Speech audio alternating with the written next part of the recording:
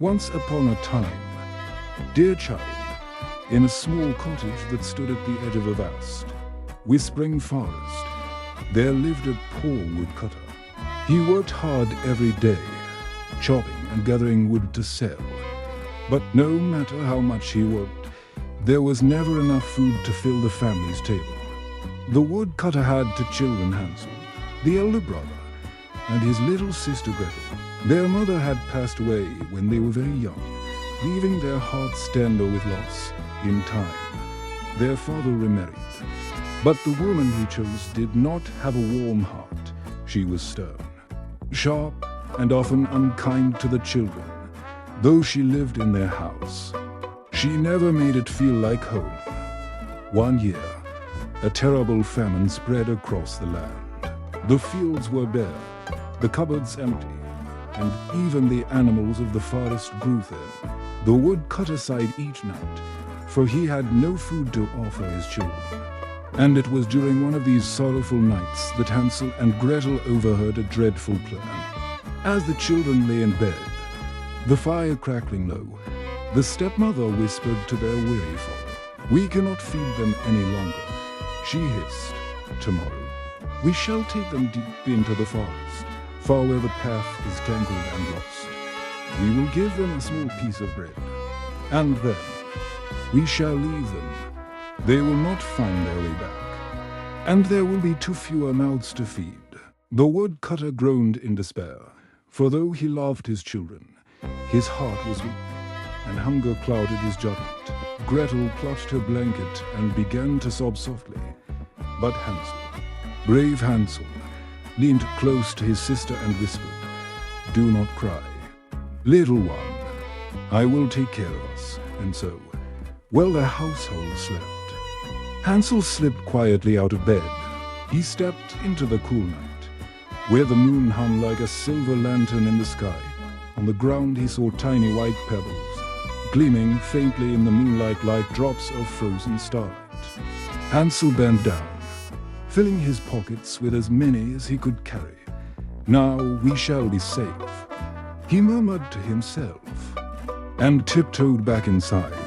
The next morning, the stepmother called sharply, "Come, children, we are going to gather wood." She handed them each a small piece of bread so small that it could not satisfy even a sparrow.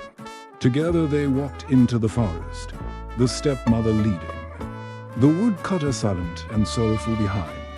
Hansel, however, was not afraid. Every few steps, he dropped one of his shining white pebbles onto the path, leaving behind a trail like a necklace of stars. Deeper and deeper they went, until the trees grew so tall that they seemed to touch the sky, and the shadows fell heavy and dark. At last, the stepmother said, "Stay here, children. We shall return soon." But of course, she and the woodcutter never came back. When night fell and the forest filled with strange sounds, the hoot of owls, the rustle of foxes, the sighing of branches, Gretel grew frightened. Yet Hansel only smiled gently. "Do not fear, little sister. Just wait for the moon." And when the moon rose, casting silver light upon the forest floor, the pebbles shone brightly, guiding them home step by step. At last, tired but safe, the children reached their cottage. Their father wept with joy to see them, though the stepmother scowled darkly. But alas, dear one, the famine grew worse. Days passed, and hunger gnawed deeper than before. Once again, the stepmother whispered her cruel plan to the woodcutter, and once again, the children overheard. This time, Hansel rushed to the door in the night.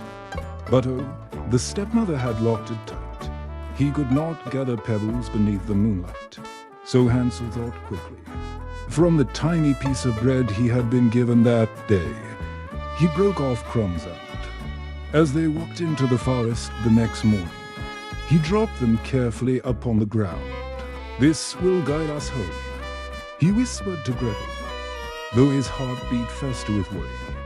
Once more they were abandoned deep in the woods. But when the moon rose that night, and Hansel looked eagerly for the shining crumbs, His heart sank, for the birds of the forest had eaten every last piece. Gretel wept bitterly, and Hansel put his arm round her. "Do not fear, little sister," he said softly, though inside he felt a shadow of doubt. "We will find our way." For 3 days and nights, the children wandered. They grew weary, their feet sore, their bellies empty. The forest seemed endless, and even the birds and squirrels looked at them with pity. On the 3rd morning, just as hope began to fade, Gretel gasped and pointed. Brother, look! Before them stood the most wondrous sight they had ever seen. A little cottage, but not like any other. Its roof was made of gold and gingerbread, its walls of soft cake, its windows of clear sugar candy. The air smelled sweet, warm, and inviting, and the children's hunger made their eyes sparkle. "Is it real?" Gretel whispered. Hansel laughed with delight. "If it is not, let us pretend.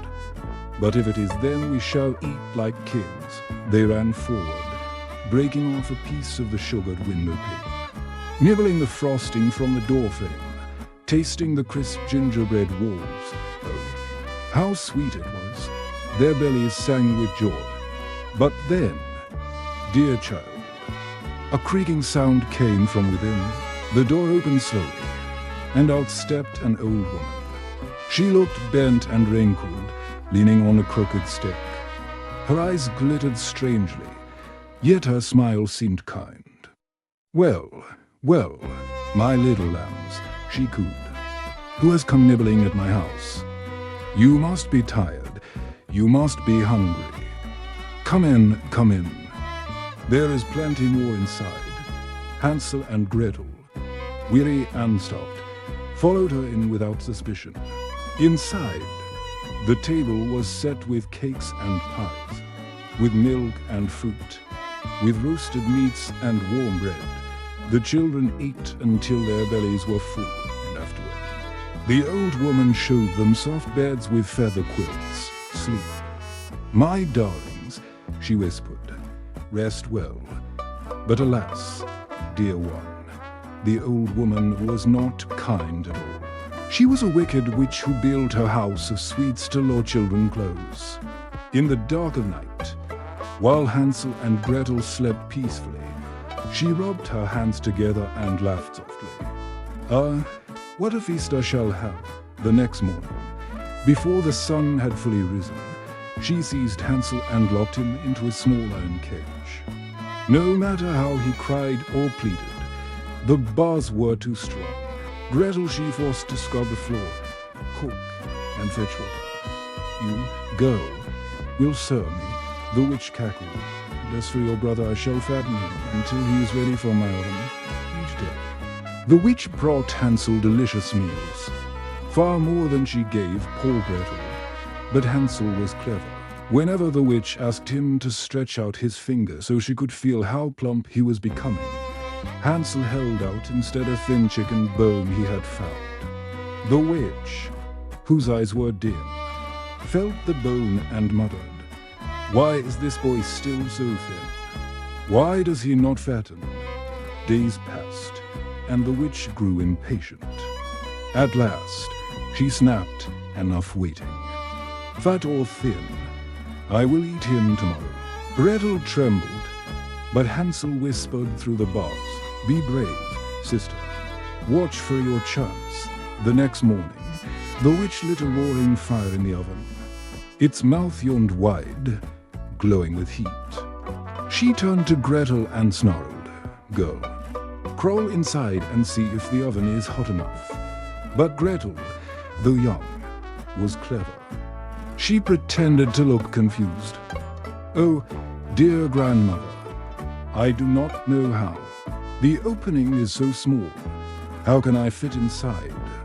The witch growled, "Foolish child, it is easy. Look like this," and she bent down, poking her head inside to show the girl. In that very moment, Gretel summoned all her courage. With a mighty push, She shoved the witch into the oven and slammed the door shut. The witch screamed and rattled, but Gretel held fast until the cries faded into silence.